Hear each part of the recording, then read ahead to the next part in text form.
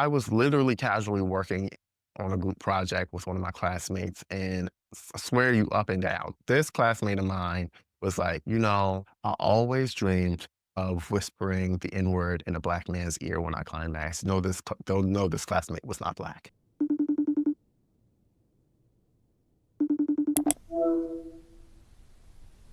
Hey, y'all. Welcome to the Freedom Collective podcast. It is me, your host, Shahem Mclaurin. And I just want to take this time to introduce y'all to this vision. And I want to be honest about how I'm feeling about it. I'm terrified. I have been contemplating starting this podcast for so long. I actually started the recording process like 6 months ago, but I've been so hesitant to put myself out there. And then I remembered that I am always encouraging people to do things even when they're afraid to do it. So this is what today is going to be about. I'm going to explain to y'all what this podcast means. I'm going to talk a little bit about my fears, and I'm going to tell y'all a little bit about my story. That's the hope for today. This podcast has 5 segments, and each segment is designed to bring something to the table. I want to bridge the gap between people and mental health care. Although this is not a substitute for therapy, my hope is to create a space where we can all learn together and grow together. One of my favorite segments is the toolkit, for example, where me and any guest that come on here will share things that help them get through the hecticness that is life. So we're all going to be expanding our mental health toolkits together. But the name says a lot, and I think I have to start by telling y'all why this podcast and my practice are both named Freedom Collective. And I think it's so important for us to get to the nitty-gritty of why that is. So for starters, I was partially raised by my grandfather. My grandfather's name is John Frank Mclaurin. He is the pinnacle of community when I think about what community meant. He always had a house full of people. He always fed people. My grandfather, I watched him have a pack of 6 crackers and offer at least 4 of them to other people. And his favorite saying was, "Y'all have some?" Because he's a country man. He was from North Carolina.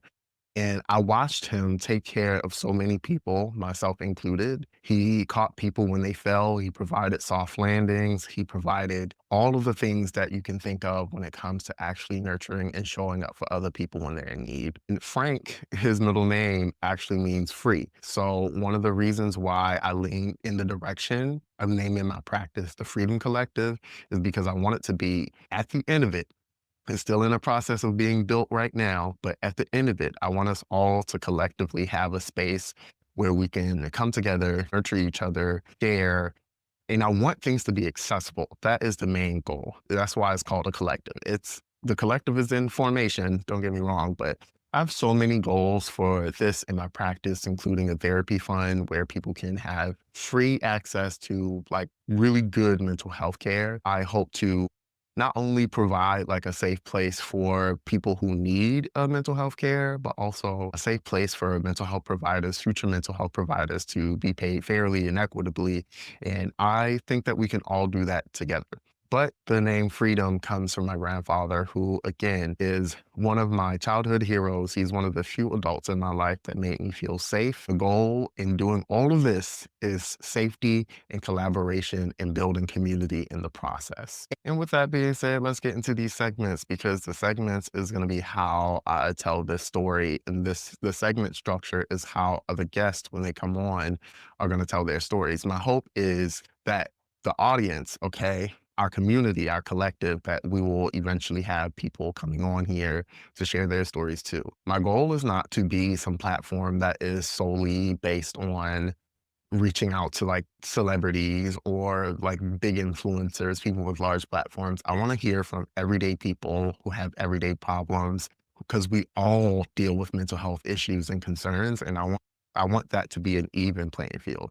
The goal for this is to have people who can come and share this space with me. And the goal is not for me to be unilaterally like dictating it. And the goal is not for me to only be reaching out to people who have specific walks of life. So the first segment is going to be intake. And the goal of the intake segment is for us to have a warm way to come into each session. You see what I did there? Right? Because it's gonna be like a therapy session. This is our own little session. It's not therapy. I can't emphasize that enough. This is not a replacement for therapy, but the goal in these sessions, these episodes, is for us to explore mental health journeys and to help each other through shared storytelling. Storytelling is so important and essential to how you heal, right? Our peoples knew that before we got to this state in the current state of mental health care, because narratives, stories, that is the glue to humanity, right? All of us are a compilation of stories overall. And with that being said, each intake section, I'm hoping to introduce like a small question that can get me and all future guests that come on here warmed up to, what we got going on. So the first little segment question I'm going to ask is, what's one thing that's made me smile this week? And I will say this, right? Like I said, I have a lot of anxiety when it comes to launching this. I know I can seem like so confident to a lot of people, but like I'm a human being. All human beings get anxious and scared. I was super nervous coming into this because I knew that not only would I be sharing a lot about myself, but I would be taking a risk. You always take the risk when you put yourself out there of falling flat. And frankly, I had to take a step back and reassess because it's like, I don't care about numbers. I don't care if I can't touch every person on this planet. I don't care if I'm not the most popular. I don't care if I'm not the most influential. I don't care about any of that. So long as I leave this earth knowing that one or two people's lives have been changed for the better because of something I did, I will go to my grave in peace. Okay. My goal is to actually create some positive change in my little corner of the world, whatever that may mean. This may look different as we move on. And I just want to build that with a collective of people who are like minded. And I'm afraid. I'm afraid to launch this. I'm afraid to take a major step. I'm afraid of being able to show up. I'm afraid of not being able to show up. I'm afraid of all of these things. And guess what? I have to do what I have to do, even if it's out of fear. And I think that's a lesson in there somewhere where it's like we have to do things out of fear. Because guess what? There's somebody who needs my story. When I have my guest on and I have a few pre-recorded episodes of some guests, when I have guests on here, some people need their stories. I tell people all the time, you never know. There's a little version of you out here somewhere, somebody who's going through something very similar who probably needs to hear that they made it out on the other side. There's somebody who needs to hear your voice. There's somebody who needs to hear mine.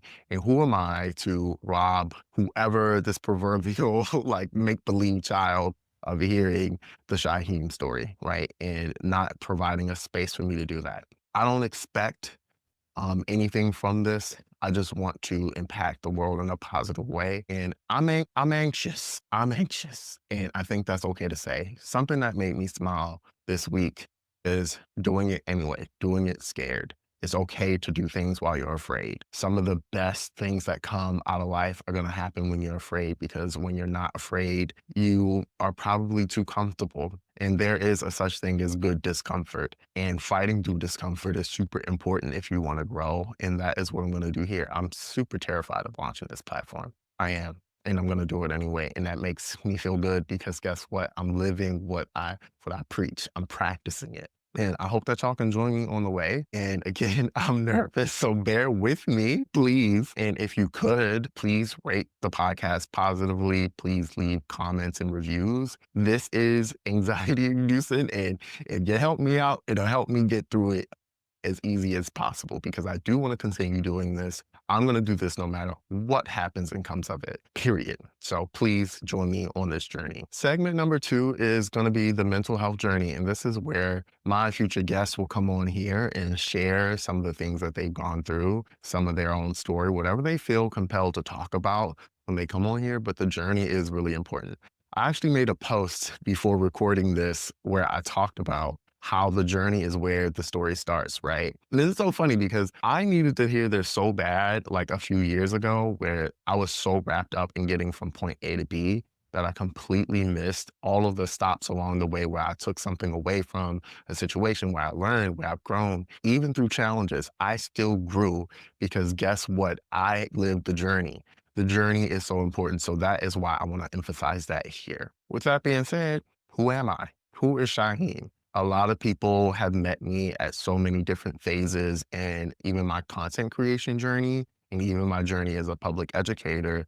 that a lot of people don't know the full background of how I got to be where I'm at. I did not start out wanting to be a therapist. I actually hated the idea of being a therapist because going into social work school, I knew that social workers and therapists were an extension of the state.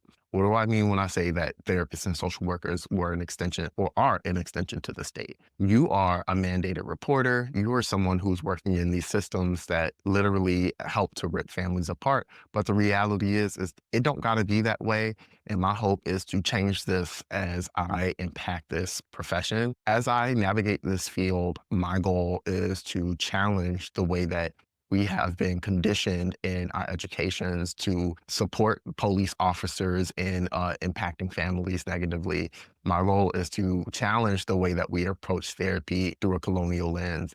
My challenge is to decolonize therapy, and I'm going to do that. If I do anything, I hope to impact it even a little bit. If I set up the first pebble to be thrown to crack this glass ceiling, I will like go to my grave, like I said, a happy person. But I got into being a therapist through community organizing. I was community organizing in high school. When I was in high school, that's when I was first part of a group that co-founded an organization where different members of the community came together and they shared their own personal narratives about how being of different class backgrounds, racial backgrounds, gender, sexual orientations, all of it, like how it impacted how they were able to live in our community. I was in Southeast Baltimore, which is where I was born and raised. Hello, shouts out to Down the Hill, shouts out to my home city. But yeah, I was community organizing. And through community organizing, I was put in the path of so many wonderful, amazing community social workers. And I like was always hesitant about social work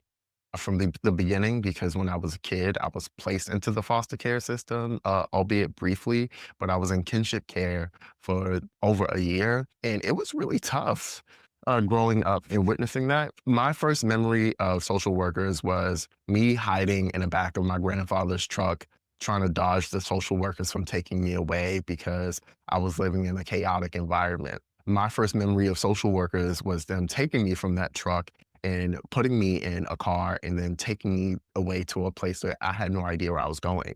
I felt powerless in that situation. And my association with social workers was social workers are going to take you away from the things that you know and love. Looking back in hindsight, that was one of the best things that could have ever happened to me because definitely in the environment I was living in, the state that my family and home was in, it was just like uninhabitable. And I'm thankful in hindsight, but at the same time, I still acknowledge kids who go through the foster care system, kids who go through those processes of being stripped away from their families, that creates a lot of trauma. And I didn't want to be a part of that.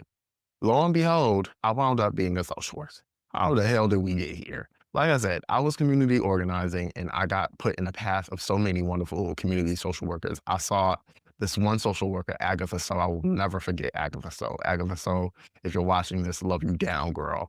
But Agatha So, I saw her one day. She got a bus full of immigrants in the community together to go down to DC to protest for DACA rights. And I was enamored. That is the type of work I wanted to do for so long because I grew up, again, very poor in Baltimore. I grew up in a chaotic home environment.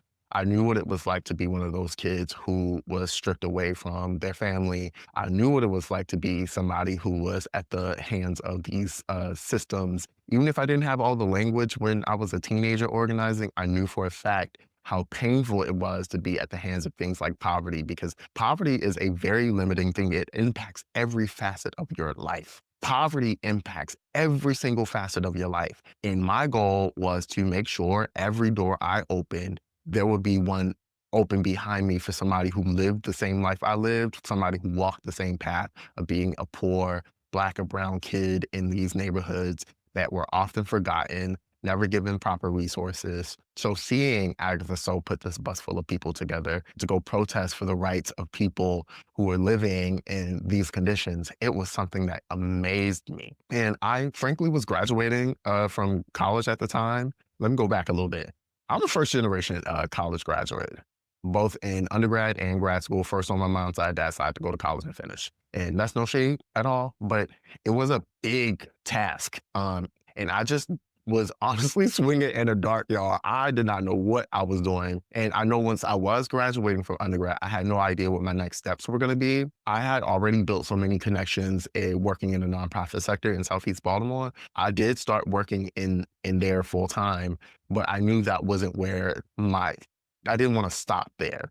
And I talked to a bunch of social workers and asked them, like, okay, is social work, going to school to get my master's in social work, a good idea? Will it actually like help me to strengthen my skills as a community organizer? Because that's what I knew at that point, and that's what I wanted. I wanted to make sure I was challenging systems and institutions, and I was going to be creating better pathways for people to change their material realities where they didn't have to struggle day in, day out. And the resounding answer was, yeah, it's a good way to like practice some skills. And I have to say, when I went to grad school, because I went to NYU for grad school and I was there on the macro track, I learned a lot of things that I did not know before going in. And some of those things were not as some of those things were not as positive as others, but I'll get to that in a bit. So there I am. I just graduated from undergrad. I didn't talk to all these social workers. I'm like, okay, I guess I should go and try this out. I have no real solid plan for what's next in my life. So I'm going to just take a risk and I'm going to apply. Only problem is when I went to apply to get my master's in social work, the deadline had passed 2 weeks before I even decided to throw my hat in the ring. And I'm very much the type of person who is not going to force anything. I believe in alignment, and things that I need will need me back. Therefore, I don't have to force anything to happen. I believe in alignment. So naturally, I'm not going to like try and push past a boundary that's being set. And when I was applying for grad school to get my master's in social work, believe it or not, because it was 2 weeks past the deadline, I decided to give up. But a friend at the time was like, absolutely not. You need to actually email them and see if they can make an exception for you. I emailed them, and this also goes to show that you need to believe in yourself and don't quit at the first no. Because once I emailed them and I said, "Hey, I am interested in applying for this program," it says that the deadline has passed, and I'm still trying to see if I can. They said, "You know what? We'll make an exception. Just make sure you get it to me by the end of this week," and I did. And a few weeks later, I found out that I was accepted to get my master's in social work at NYU. Don't accept the first no. Don't accept the first no, and you have to try. And things that are in alignment will align with you eventually. I feel like I was meant to go to NYU for better or for worse. And I still feel like I learned a lot. And it has so much, in so many ways, shaped my life for the better. Although the experience wasn't 100% positive, and I'll get to that in a bit, give me 1 second. I have to say, I met so many wonderful people. I made so many wonderful connections. I made friends that I think are going to be lifelong friends. I met mentors that have guided me. Okay. I would not be a therapist today if I did not come across the people that I came across. There I was. I got into NYU despite applying 2 weeks late. I still did not want to be a therapist. I went into grad school specifically noting that I would not be a therapist. I was vehemently against it. And the way my classmates was acting up in that school, acting a goddamn donkey, it made a lot of sense for me to continue down that pathway and not wanting to be a therapist. I was on a macro track. Per usual, the way life works, things changed. And I'm going to start from the beginning of me even not wanting to go. I actually deferred my admittance to NYU. I was scared. And this is exactly what's happening when it comes to me launching this podcast. Again, I'm scared again, y'all. I'm a human. I'm not afraid to admit that I'm afraid. I get scared sometimes. I don't want to do things because I get scared. And I think that's true for all of us. With that in mind, I wound up deferring my admittance for a year. Through a lot of twisty roads and winding journeys, I decided to actually go to NYU. I'm very woo-woo. Y'all are going to learn this about me in this podcast, but seriously, y'all are going to learn this about me. I asked the universe and God, I said, "God, if I'm supposed to move to New York, you let me know, and I will do it. But I'm not moving unless you let me know." And I was dating an ex at the time, and I was like, if this man is for me because he wanted to get married, I was like, let me know this too. The next day, I found out that man was cheating on me, okay, in a very big way, okay? It was, and I mean messy. It was very messy. I found out he was cheating on me and then had me in front of all these people he was cheating on me with. That's the story for another day. If you want that, you let me know. However, comma, I drove back from where I was visiting this ex when I found out he was cheating on me. And the second I pulled into the parking spot in front of my mom's house, I got the email from the job that moved me to New York, and I was like, "This is it. I have to go." When I was moving into going to New York, I also got the biggest confirmation because again, I was on a macro track, and I was very adamant. I don't want to be a therapist, but I do want to be a community organizer, and I got one of the most difficult placements at the time to get at NYU, and that was working at the Brooklyn Community Bail Fund. When I got that placement, I was like, okay, this is really meant for me. This is going to put me in alignment with what I really want is to be a better community organizer. And lo and behold, even in that placement, I made lifelong friends. Shouts out to my friend Kay. Lifelong friends, you know. It was all good, right? Until it wasn't because the racism that I faced in my first year, because I was in a 2-year track, the racism that I faced at NYU was unlike any racism I've ever faced in my entire life. And I mean, I'm gonna just run down the biggest ones. One of the biggest ones, my classmate looks me square in the face as I was saying that this country is founded on the principles of racism. So these systems aren't broken. They're working exactly how they need to. And my classmate looked me square in the face and said, how can you say that when Barack Obama was president? We're in a social work class, a class of people who are going to be working with the most marginalized communities that are in this country. And she looked me square in my face and said, how can you say that this country is founded on racism when Barack Obama was president? Look around. I don't think I was wrong. That's not the only incident, though. Another incident, I was literally casually working on a group project with one of my classmates, and I swear you up and down, this classmate of mine was like, I always dreamed of whispering the N word in a black man's ear when I climaxed. No, don't know this classmate was not black. Okay, that's one. Okay, another one. We're in this class called Drop. Drop is a really, really important class, if you ask me, because it's about Drop stands for diversity, racism, oppression, and privilege. And the goal of Drop was to teach people how to work and understand cultures and different people, different backgrounds, oppression, how these things work, how these systems work, and how our work can impact those systems. And I remember my professor, who's a great person, he was a great person, but he was out of his league teaching this class. And that's even according to his words. And he was like, I appreciate any feedback that y'all can give to improve this class as we prepare this class for other people who are going to be taking it in the future. I don't know why they keep asking me to teach this class, but I leave it up to it being a collaborative process, which I think is a wonderful idea. I have a lot of background in organizing, and I'm from a marginalized community. I grew up impoverished, all of that. So the midterm for this class was not adequate. If I do say so myself, I was like, hey, this is a class for the people. The same girl who said the Obama statement, she's in this class. I'm like, I don't think that this midterm is enough to challenge people to learn about working in marginalized communities. So I suggested that we make an amendment to the midterm so people can actually take something of substance away and learn. This one classmate of mine looked me square in my face. He looked me square in my face and he said, how dare you question this professor? I said, he asked for feedback. My professor was like, I asked for feedback, okay? And then he amended the midterm because and God bless his soul. He was just he's like, I don't understand why these kids are so racist. Because all of my professors in all of these racist experiences I'm telling y'all about, all of my professors were shocked. Okay. And I have to shout out my professors because they were all shocked that they were dealing with this level of racism.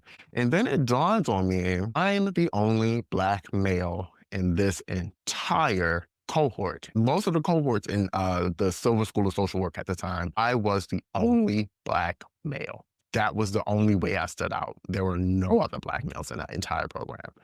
And for some reason, because of that, I was like a magnet. I was a lightning rod for these racist experiences. It was so ridiculous. I just didn't understand it. Naturally, me being the loudmouth that I am, and trust and believe I got a loud mouth, I went to my dean. I complained to my dean several times, and my professors, I'm like, hey, y'all need to get a handle on this. This is getting out of hand. It is extremely racist, and it's to the point where I can barely sit through these classes because my classmates keep saying these racist things. I had another incident. All of my professors weren't innocent in this. I had another class, right? This is during the time where Trump was first elected into office. He was putting kids in cages when it came to the deportation stuff. And we started off one class like shouting out a bunch of factoids that we read in the news. In one of mine, I was like, hey, like I actually read this article and they were saying that they're forcing these kids into trafficking because they're forcing these kids into the foster care system and separating from their families without informing their families of where they're going. Kids are losing track of like their parents and all of that. And mind you, it was a CNN article that I read that was talking about this. And all of my classmates were shouting factoids, and everybody was just agreeing to them and accepting them. But when I said mine, all my classmates, I'm the only Black person in this class, by the way, they're like, that don't sound right.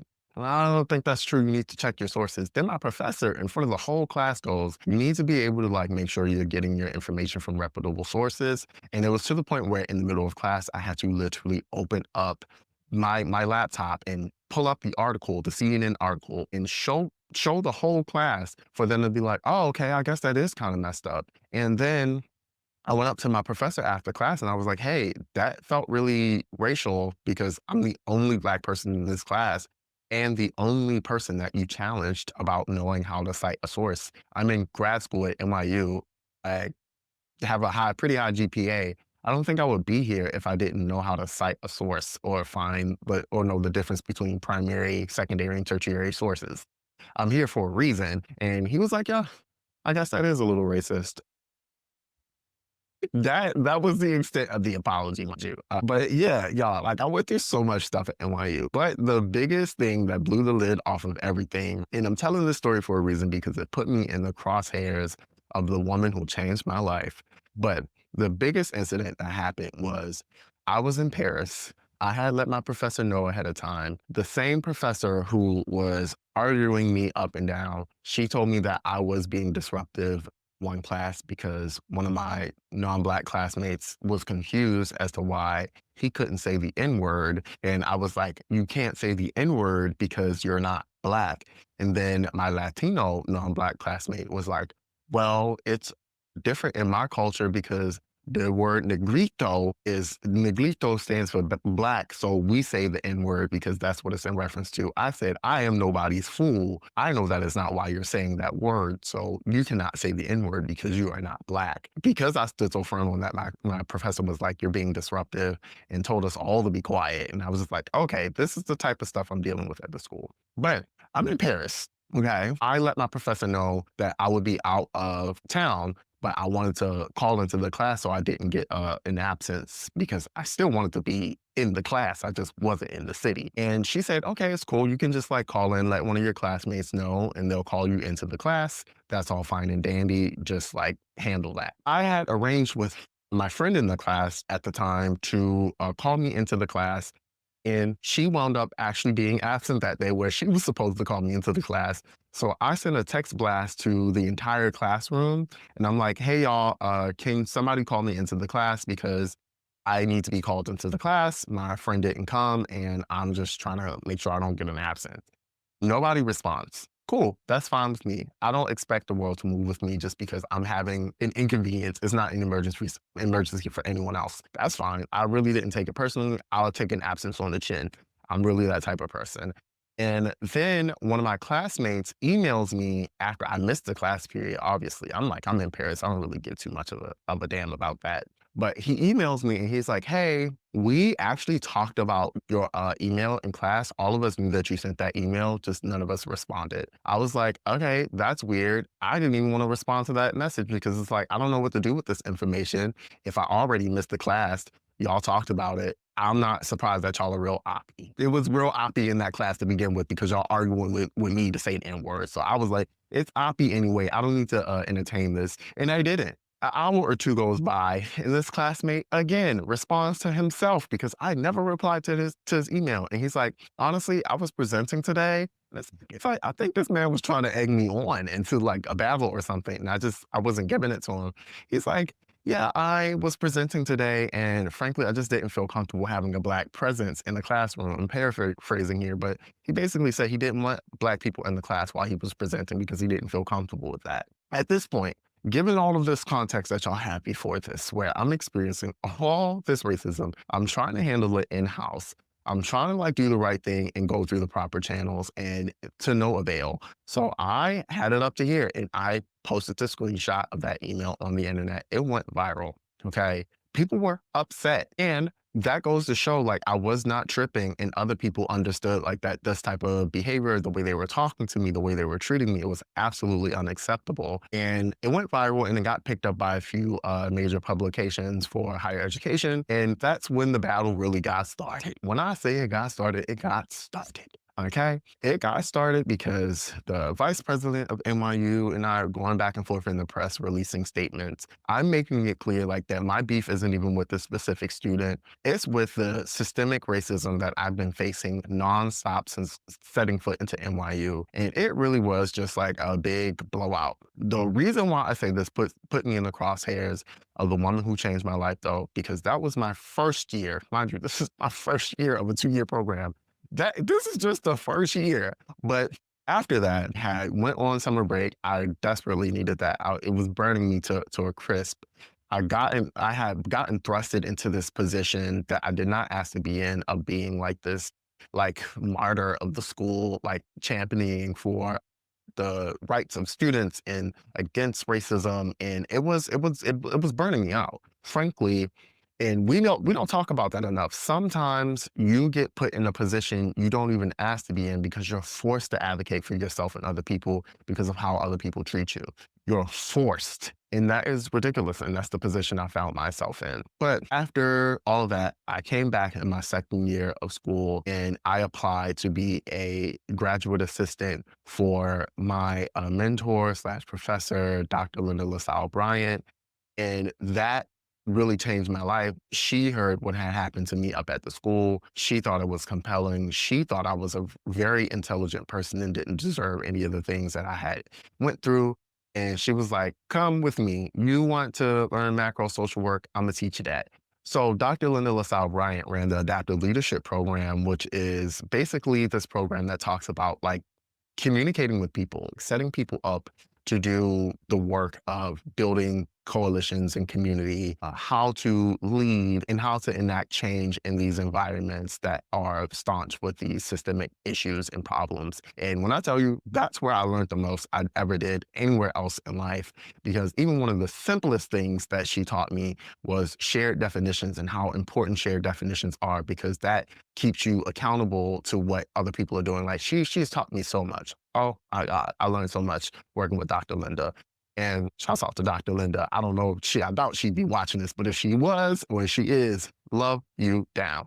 But I say that to say, Dr. Linda really took me under her wing and taught me so much where I was already struggling in an environment where people had already like deemed me to be a disruptor, a problem. Also, shouts out to Dr. J, who also works at NYU still, I believe. And Dr. J had to sit me down. He was my advisor in my first year. And he had to sit me down and tell me, Shahem, you are a disruptor. Like your very presence in this school disrupts a lot of their worldviews. And that's why a lot of them are having a really difficult time accepting your presence in here. That's why they're threatened. That's why they're saying these ridiculous, outrageous statements like, how can you even say that racism exists when like you're here? Stuff like that. And I just want to say I'm so thankful for the people along the way in my story, in my journey, who actually uplifted me despite all of the people who are trying to knock me off kilter. I've always had that every step of the way in my life. And for that, I'm super thankful. I'm never alone. Sometimes it may look it, but I'm never alone. And neither are you if you really take a step back and look around you.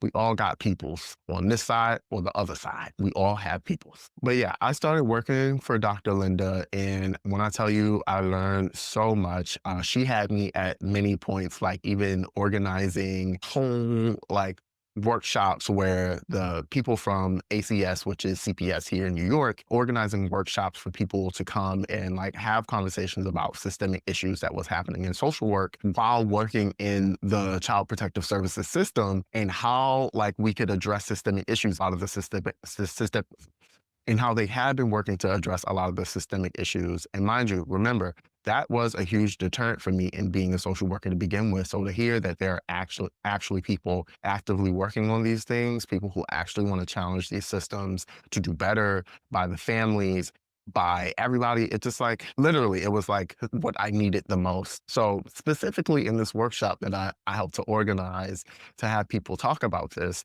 I met one of Dr. Linda's friends, and Dr. Linda's friend works at ACS, but they partner with a lot of different organizations to do preventative care. For those who don't know what preventative care is, that's where social workers go in and they try their best to help families to avoid going into the foster care system to begin with, providing them resources, interventions that will stop whatever behaviors that may be causing this. When I was graduating from grad school, I'm still stubborn. I'm a Taurus, if you don't know this. Taurus sun, Pisces moon, Sag rising, but definitely Taurus sun. I'm stubborn as an ox sometimes. And I was like, okay, I'm graduating now, Dr. Linda. Thank you for everything. I'm going to go back into community organizing. I want to do more admin work on that side of things. And she said, you need to get your boots on the ground. And I'm like, I don't know what that means. But sure, she's like, no, you need to do more micro work so you can understand why the macro work is super important. They're both completely interwoven and interconnected, but you need to have experience with working with people one on one, working with families one on one, so you can know why it is that you're doing the work you want to do. Dr. Linda, that statement changed my life because guess what? Dr. Linda is like, hold on, I'm gonna make a call. She sets up a meeting between me and her friend that I met who worked at ACS. And met with her friend, and her friend is like, oh no, I'm gonna like have you set up with these interviews, apply to these positions. I'm gonna set you up with these interviews so you can like actually get some experience working in preventative care. And I got my first therapist job when I graduated in 2020, working in family like preventative services, working as a family therapist. And when I tell you the second I became a therapist, it just clicked into place. And I think, if anything, it is a testament to how alignment really does work. I fought it every step of the way, and it just kept veering me in the direction of this is what you need to do. This is what you need to be doing. I didn't even want to be a social worker until I met the social workers I met on my journey. I didn't want to be a therapist until I met somebody who was like, your work, the work you want to do is so important, but you need to do this. And when I tell you it clicked into place, I regret nothing about becoming a therapist because it is one of the like it is so meaningful. The work is so meaningful, and I found a way to do it in a way that still connects to the macro, and that's why I want to do this podcast too. Even if I'm afraid, even if I'm like pushing against it, sometimes I know that this work is what I'm meant to be doing because it just is. I feel it in my bones. When I started being a therapist, working with these families, seeing these families change, knowing like the intrinsic the intrinsic changes that needed to happen, the lack of resources, and how like therapy itself is still super helpful to changing people's material realities. How I'm just working at it from one side, and I can do it from all sides if I want.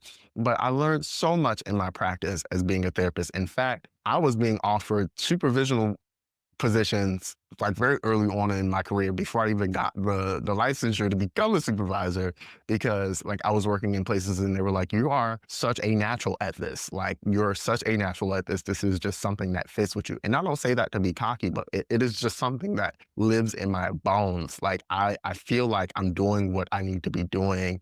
And I feel like I'm in alignment with my purpose. And Dr. Linda changed my life by making me get my boots on the ground. And I'm very happy that she did that.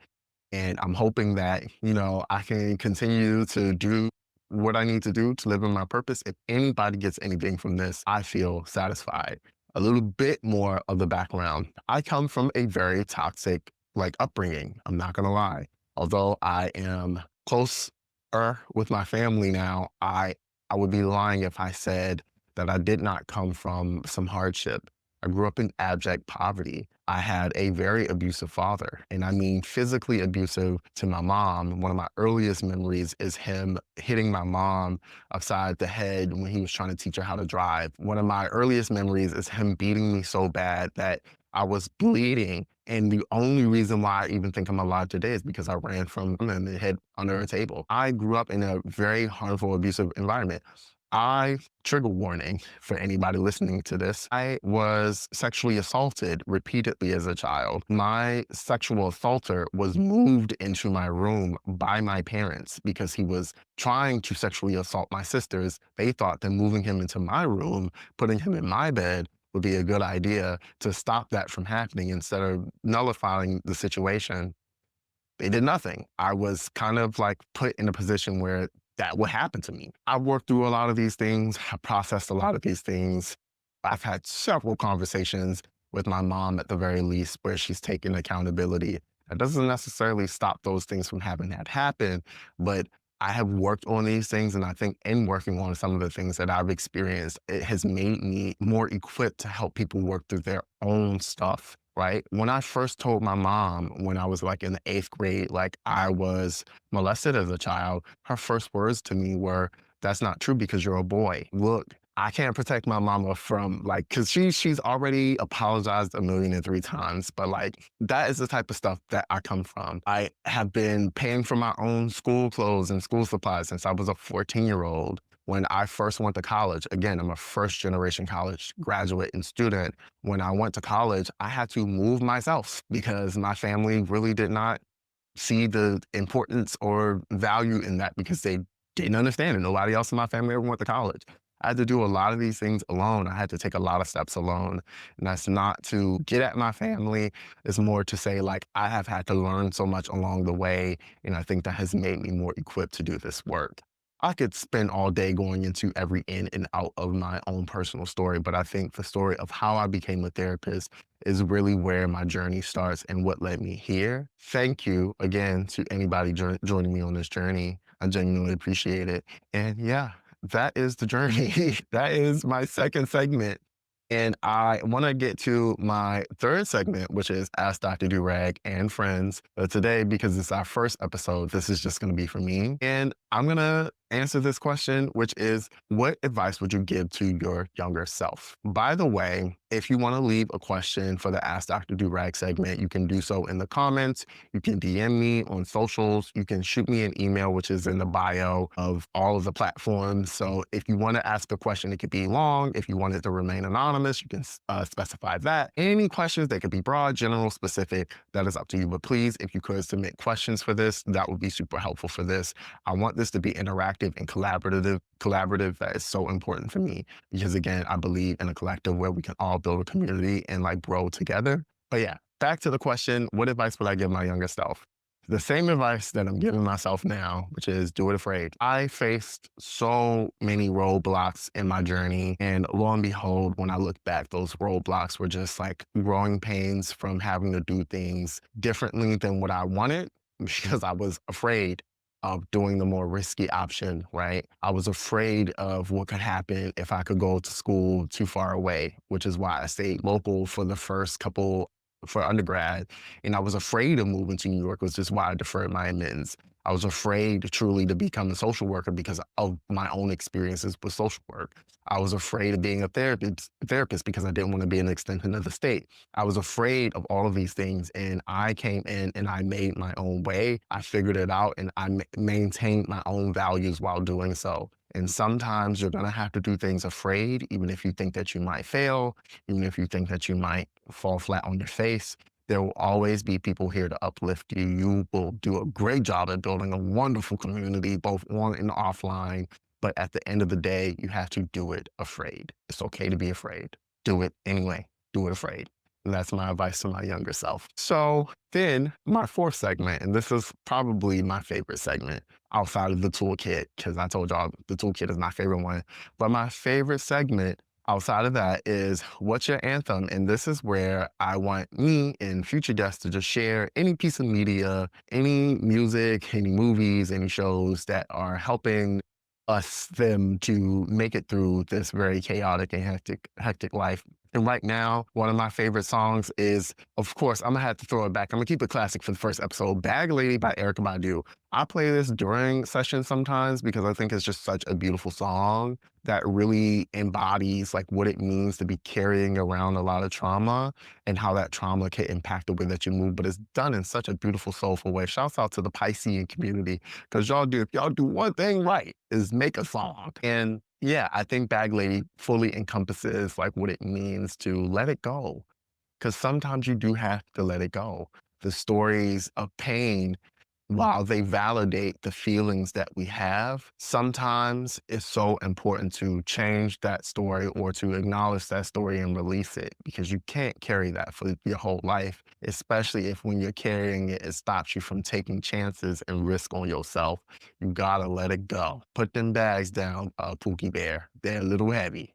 Lighten the load. Yeah, shouts out to Erica Badu. Okay, last but certainly not least is the toolkit. And the toolkit is my favorite segment because it is a way for all of us to expand our own personal mental health toolkits. Sharing is caring, okay? We're gonna really emphasize that over here. This is a community, this is a collective, this is what we're building together. If you're listening up to this point, I love you. Down. Thank you for believing in me and supporting me. Again, I'm afraid, and that's okay. And I got people who can support me through that fear. All right. So, what I am going to add to the toolkit this week, something that I want to put forth in the toolkit is findhelp.org. Okay. Y'all know I talk about this like religiously. It is a way for you to find local resources. You type in your zip code, and then it will pull up a bunch of information around different resources in your local area food banks, help with transportation, legal aid services, you name it. Type in your zip code and it'll help you. I really am a firm believer in findhelp.org. I think it's a beautiful organization and I really just want everybody to have access to resources. And this is the perfect way to kick off this show because that is something that matters to me. And if it matters to me, I hope to share that with you. Okay. With that being said, y'all, I can't believe I got through this. Thank you so much for joining me. I'm excited for this next step in the journey. I thank you for joining me on this ride. Please leave a review, a positive review if you can. If it's negative, that's fine too. But please leave a positive review, leave a comment, like, share, whatever you can, because all of that helps me and it helps us because I want us to eventually build out a collective and do this in a collaborative way. As far as how other people can come up, people from the audience, I want us to eventually have it to where people can come on. If you want to come on the show, feel free to email me. I want to hear stories. If you feel like you have a compelling story, if you have something you want to talk about that you think people need to hear, talk to me. I want to hear your voice. All of us deserve to be heard. And that is one of my goals here. Thank you again. If I left anything out, I am so sorry. If you're watching this on YouTube, please like and subscribe. If you are listening to this on a podcast platform, please rate it and follow. Do the things. I appreciate y'all deep and down. Yeah, if you have any questions, please feel free to leave them in the comment section. And again, please know that you're doing better than you think, better than you know, that you are not alone. Over and out. Thanks y'all for listening.